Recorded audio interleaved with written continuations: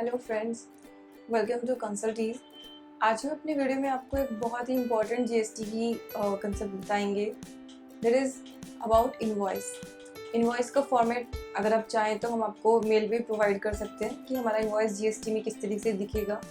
उसके लिए आप प्लीज़ इस चैनल को सब्सक्राइब कीजिए। आप सब्सक्राइब करेंगे तो हम आपको मेल भी प्रोवाइड करा देंगे। आप अपनी ईमेल आईडी हमें कमेंट पर लिख सकते हैं। साथ में आप कोई भी क्वेरी या क्वेश्चन भी हमें कमेंट में पूछ सकते हैं। तो इनवॉइस इम्पॉर्टेंट क्यों है? क्योंकि आपकी रिटर्न के अंदर जो इन्फॉर्मेशन जानी है वो आपको इनवॉइस से ही मिलेंगी।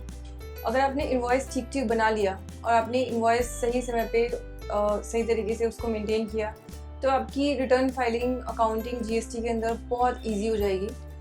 तो जीएसटी का जो इनवॉइस है उसको फॉर्मेट आपको कुछ ऐसा दिखेगा। ये इसके अंदर जो फील्ड हमें दिखाने हैं, जो फील्ड हमें इम्पॉर्टेंट हैं बताने हैं अपने जीएसटी इनवॉइस के अंदर, वो आप देख सकते हैं। ये एक बिजनेस एंटिटी का इनवॉइस है। आप देख सकते हैं एक बिजनेस एंटिटी इस तरह का अपना एक सिंपल छोटा जो स्मॉल बिजनेस है, मीडियम बिजनेस है, वो इस तरह का इनवॉइस बना सकते हैं। साथ में एक स्टैंडर्ड फॉर्मेट में जितनी आइटम्स आनी चाहिए ये एक दूसरा फॉर्मेट है। इस फॉर्मेट में आप देख सकते हैं कि मेरे स्टैंडर्ड फॉर्मेट में मुझे कितने आइटम्स जीएसटी के इनवॉइस में दिखने चाहिए। साथ ही आपको ये ध्यान रखना है कि 16 आइटम्स हैं जो स्पेसिफिकली बताए गए हैं और वो कब कब आपको दिखाने हैं अपनी इनवॉइस के अंदर, वो हम आपको डिस्कस करेंगे आज।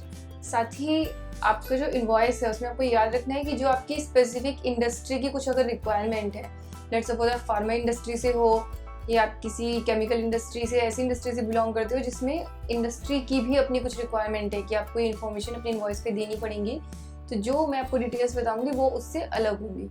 यानी कि आपको वो इन्फॉर्मेशन और प्लस जो इनवॉइस में जीएसटी में, मतलब जीएसटी के लॉ के हिसाब से जो आपको इन्फॉर्मेशन प्रोवाइड करनी है वो मैं आपको बताऊंगी। सबसे पहले इन्फॉर्मेशन जो आपको देनी है वो आपको देनी है GSTI number, name and address. तो ये आपको सप्लायर का name, address and GSTI number देना है। सेकेंड जो रिक्वायरमेंट है वो है आपको जो आपके इनवॉइसेस हैं वो आपके कंसेक्यूटिव सीएल नंबर में होनी चाहिए। सीरियल नंबर के साथ में आप इनवॉइस पे चाहो तो ईयर मेंशन कर सकते हो, तो आप बैकस्लैश यूज़ कर सकते हो, इन्वर्टेड कॉमा यूज़ कर सकते हैं वो सब शो करने के लिए। थर्ड जो हमारी इंपॉर्टेंट रिक्वायरमेंट है वो है डेट ऑफ इशू। इनवॉइस की date of issue very important, वो आपको हर इनवॉइस पे मेंशन करनी होगी। साथ में name, address and GSTIN of the recipient. तो यानी कि पहले आपने अपना जीएसटीआईएन लिखा, साथ में जिनको आप सप्लाई कर रहे हैं आपको उनका भी जीएसटीआईएन लिखना है। अगर आप अनरजिस्टर्ड को कर रहे होंगे तो नहीं होगा, नेचुरल सी बात है, तो उस केस में आपको रिक्वायरमेंट नहीं है। यहाँ पे आपको खुद भी देखना पड़ेगा कि कौन कौन सी मतलब इन्फॉर्मेशन आपको देनी है। नेक्स्ट आपका, अगर आपकी जो अमाउंट है सप्लाई की वो 50,000 रुपीज़ से ज़्यादा है तो आपको नेम और एड्रेस जो है रिसिपिएंट का और एड्रेस ऑफ डिलीवरी भी देना पड़ेगा। ये बहुत इंपॉर्टेंट प्रोविज़न है। तो जहाँ पे आपकी 50,000 से ज़्यादा अमाउंट है वहाँ पे आपको ये भी इनवॉइस में मेंशन करनी होगी इन्फॉर्मेशन।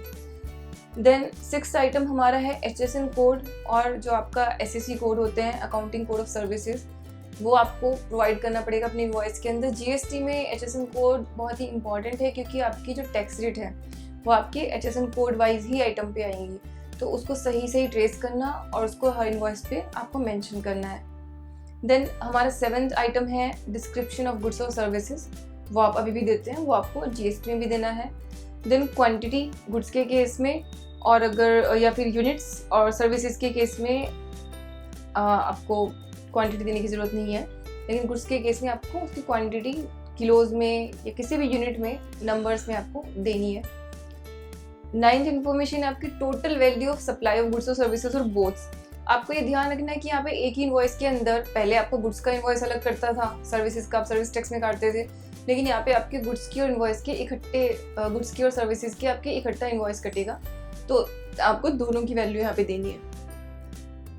नेक्स्ट आपकी taxable value of supply of goods और सर्विसेज, जो आपने डिस्काउंट या अबेटमेंट कुछ अगर दी है तो वो भी आपको इनवॉइस पे मेंशन करनी है, अगर आपने कोई डिस्काउंट दिया है उसमें तो। देन हमारा 11th आइटम है आपका rate of tax. Rate of tax आपका क्या है वो आपको इनवॉइस पे मेंशन करना है। अलग अलग प्रोडक्ट का अलग अलग स्टेट्स में अलग अलग रेट्स हो सकते हैं, तो वो आपको मेंशन करना है इनवॉइस पे। अमाउंट जो आपने चार्ज की है टैक्स की वो आपको यहाँ पे बतानी है। Then place of supply along with the name and state. अगर आपकी इंटर स्टेट ट्रेड और कॉमर्स में आपको सप्लाई कर रहे हो तो आपको प्लेस ऑफ सप्लाई बताना है। अगर आपको याद हो तो आप देखेंगे जो आपका रिटर्न का फॉर्मेट है, प्लेस ऑफ सप्लाई आपको वहाँ पे भी मेंशन करना है। तो अगर आप इनवॉइस में नहीं देखेंगे, इनवॉइस काटते वक्त उस बात का ध्यान नहीं रखेंगे तो आप फिर रिटर्न में भी नहीं दे पाएंगे। तो ये भी आपको इनवॉइस में मेंशन करना है। जहाँ पे आपका एड्रेस ऑफ डिलीवरी, आपके जो नॉर्मल एड्रेस है यानी कि आपका जो प्लेस ऑफ सप्लाई से अलग है, तो आपको एड्रेस ऑफ डिलीवरी भी लिखना है। एड्रेस ऑफ डिलीवरी क्या कैसे हो सकता है अलग? जो आपकी bill to ship to transaction है वहाँ पे आपका क्या होगा, डिलीवरी आप कहीं और करोगे जबकि आपका प्लेस ऑफ सप्लाई कहीं और होगा। जिससे आपको ऑर्डर मिला, आपका प्लेस ऑफ सप्लाई वहाँ पे माना जाएगा। आपके जो रूल्स हैं हमारे सप्लाई ऑफ गुड्स के प्लेस के, उसके अकॉर्डिंग। और यहाँ पे आपका एड्रेस अलग होगा, तो यहाँ पे आपको दोनों एड्रेसेस मेंशन करने हैं उस केस में।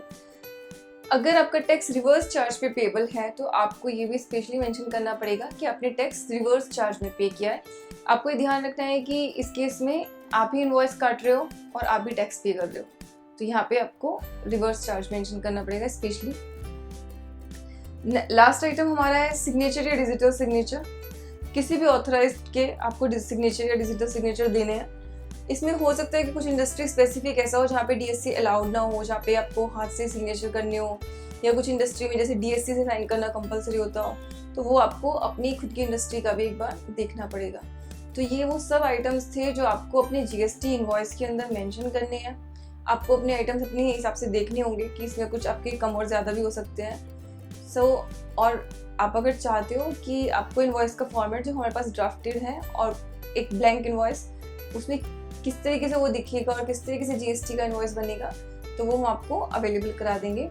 Thanks for watching this video. Thank you so much.